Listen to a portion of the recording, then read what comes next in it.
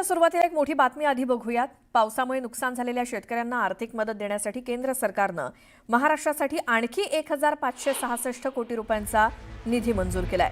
ही मदत राष्ट्रीय आपत्ती प्रतिसाद निधीच्या दुसऱ्या अग्रिम हप्त्याच्या स्वरूपात मंजूर झाली आहे। मुख्यमंत्री देवेंद्र फडणवीस यांनी ट्विट करून ही माहिती दिली। या निधीमुळे नुकसानग्रस्त नागरिकांना दिलासा मिळणार आहे।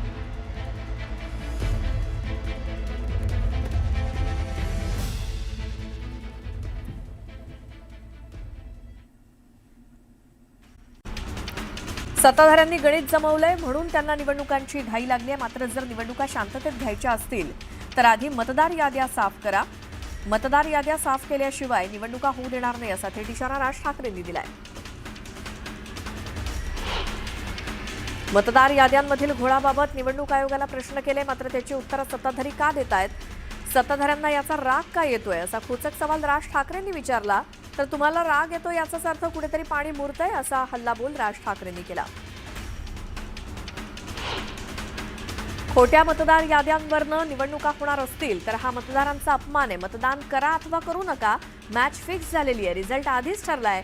232 आमदार निवडून आले तरी सन्नाटा होता। रिझल्ट पाहून मतदार तर अवाक झाले, पण निवडून आलेले सुद्धा अवाक झाले असा जोरदार हल्लाबोल करत राज ठाकरेंनी सत्ताधाऱ्यांवर गंभीर आरोप केला। पालिका आणि जिल्हा परिषद हातात आल्या तर त्यांच्यासाठी रान मोकळंच होईल।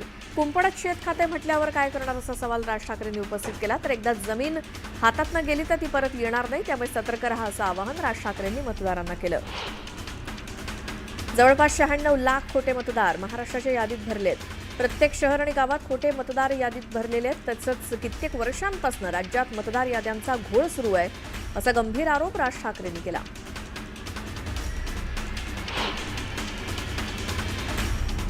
राज ठाकरेंनी निवडणुकांबाबत सूचक वक्तव्य केलं। यावेळी आपण जेव्हा ठरवू तेव्हा निवडणूक लागेल असं वक्तव्य राज ठाकरेंनी केलं। राज ठाकरेंनी शिंदेंच्या शिवसेनेचा आणि अजित पवारांच्या राष्ट्रवादीचा गट म्हणून उल्लेख केला। तर पत्रकार परिषदेची माहिती देताना शिवसेना आणि राष्ट्रवादी असा उल्लेख केला। राज ठाकरेंनी सरकारवर केलेल्या टीकेवर जयकुमार गोरेंनी पलटवार केला। ज्यांनी आजपर्यंत कधीच मतदार याद्या बघितलेल्या नाहीत त्यांना कसा असा टोला गोरेंनी लगावला। राज ठाकरेंनी केलेल्या टीकेवर भाजपचे नेते सुधीर मुनगंटीवारांनी टोला लगावला। राज ठाकरे हे कुशल संघटक आहेत, मात्र त्यांच्या भूमिकेत सातत्य नसल्याचं मुनगंटीवार म्हणाले। राज ठाकरे देखील याद्या तपासू शकतात असा सल्ला मुनगंटीवारांनी दिला। मुंबईत 1 नोव्हेंबरला निवडणूक आयोगाविरोधात सर्वपक्षीय मोर्चा काढला जाणार आहे। या मोर्चात शरद पवार, राज ठाकरे, काँग्रेसचे ज्येष्ठ नेते सहभागी होणार असल्याचं संजय राऊतांनी म्हटलं। निवडणूक आयोगाच्या प्रमुखांशी चर्चा केल्यानंतर समाधानकारक उत्तर मिळालं नसल्याचं जयंत पाटलांनी म्हटलं। निवडणूक आयोगानं चुका सुधारण्याची तयारी करायला हवी असंही ते म्हणाले। केवळ लोकांनाच नाही तर आमदारांना देखील माहिती आहे की निवडणुकीमध्ये मतदार कसे वाढले असं वक्तव्य मनसे नेते बाळा नांदगावकरांनी दिलं। म्हटलंय तर जिल्हाधिकारी कार्यालयाला मतदार याद्या तपासणीचे आदेश दिल्याचं त्यांनी म्हटलं। मतदानाचा अधिकार हिरावून घेण्याचा प्रयत्न सुरू असल्याचं वक्तव्य सचिन सावंतांनी केलं।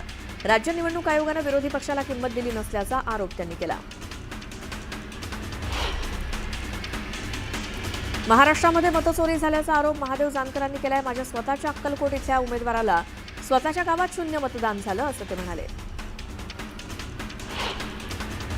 येणाऱ्या निवडणुकीत समोर पराभव दिसत असल्याचं प्रवीण दरेकरांनी म्हटलं। पराभव दिसत असल्यामुळेच विरोधक रडीचा डाव खेळत असल्याचं दरेकर म्हणाले। राज ठाकरे ठरवतील तोच मुंबई आणि ठाण्याचा महापौर असेल आणि महापौर मराठीच असेल। मनसेच्या मेळाव्यात संदीप देशपांडेंनी हे वक्तव्य केलं। नागपुरात महाज्योतीच्या नवीन प्रशासकीय इमारत आणि प्रशिक्षण केंद्राचं मुख्यमंत्र्यांच्या हस्ते भूमिपूजन करण्यात आलं। कोणत्याही समाजावर अन्याय करणारे निर्णय घेतलेले नाहीत, ओबीसींवरती अन्याय केलेला नाही असं मुख्यमंत्री म्हणाले। ओबीसींचे खरे कैवारी हे देवेंद्र फडणवीस असल्याचं मंत्री चंद्रशेखर बावनकुळे म्हणाले। राजकारण करणाऱ्यांनी खोटं राजकारण करू नका, आंदोलन करणाऱ्यांना ओबीसी समाजात गैरसमज पसरवू नका असा सल्ला मोर्चा काढणाऱ्यांना बावनकुळेंनी दिला। सध्या मनोमिलन नाटकाचं जोरदार प्रमोशन सुरू असा टोला एकनाथ शिंदेंनी उद्धव आणि राज ठाकरेंना लगावला। अंबरनाथमधील कार्यक्रमात नाव न घेता शिंदेंनी टीका केली. मुंबईचे माजी नगरसेवक सगुण नाईक यांनी शिवसेनेत प्रवेश केलाय. उपमुख्यमंत्री एकनाथ शिंदे यांच्या उपस्थितीत सगुण नाईक यांच्यासोबतच शिवसेना ठाकरे गटातील मुंबईतील कार्यकर्त्यांनी हाती शिवबंधन बांधलंय. भंडाऱ्यात भाजपला पुन्हा एकदा दणका बसलाय. तुमसर येथील भाजपच्या जिल्हा उपाध्यक्षा कल्याणी भुरे यांनी आज शिवसेनेत प्रवेश केला. आमदार नरेंद्र भोंडेकर यांना विकास कामात मदत करणार असल्याचं त्यांनी सांगितलं. शेतकऱ्यांच्या कर्जमाफीवरनं रविकांत तुपकरांनी सरकारवर टीका केली. शेतकऱ्यांची दिवाळी अंधारात चालली असल्याचं त्यांनी म्हटलं.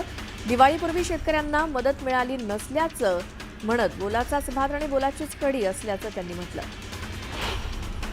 कुणाला खुमखुमी असेल तर आपला धनुष्यबाण कसा चालतो हे दाखवून देऊ, शिवसेनेचे नेते उदय सामंत यांनी हे वक्तव्य चिपळूणमध्ये केलं. शेती व्यवसायात सुद्धा AI तंत्रज्ञानाचा वापर करण्याचं आवाहन शरद पवारांनी केलंय. अहिल्यानगर येथील अंबिका विद्यालयातील नूतन इमारतीच्या उद्घाटन सोहळ्यात त्यांनी हे वक्तव्य केलं. दिवा शहरात भाजपनं लावलेल्या बॅनरची चर्चा होते. भाजपनं आता वेळ आली आहे या कार्यसम्राटांना फाटकी शाल आणि नाचलेलं श्रीफळ देऊन घरी बसवण्याची, अशा आशयाचे बॅनर लावत अप्रत्यक्षपणे शिवसेनेला डिवचलंय. बदलापूर पालिका निवडणुकीच्या पार्श्वभूमीवर खोट्या कागदपत्रांच्या आधारे अनेक बोगस मतदारांची नोंदणी करण्यात आली आहे. पालिका हद्दीत नसलेले ग्रामीण भागातले मतदार पालिका निवडणुकीत बोगस मतदानासाठी आले तर त्यांचे हातपाय आम्ही तोडू अशी धमकी शिवसेना शहर प्रमुखांनी दिली.